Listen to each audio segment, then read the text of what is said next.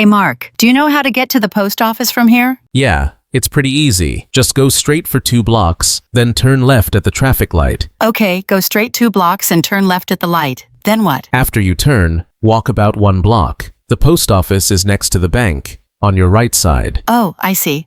So it's near the bank? Exactly. You'll see a blue sign. It's hard to miss. Great.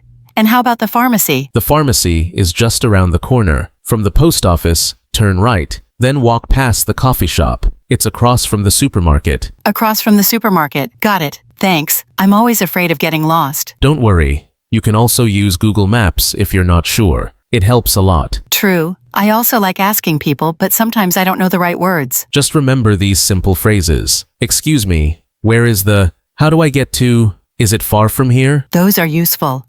What if someone asks me for directions? You can say, go straight, turn left, or turn right. It's on your left, right, or it's next to, across from, in front of, behind. That makes sense.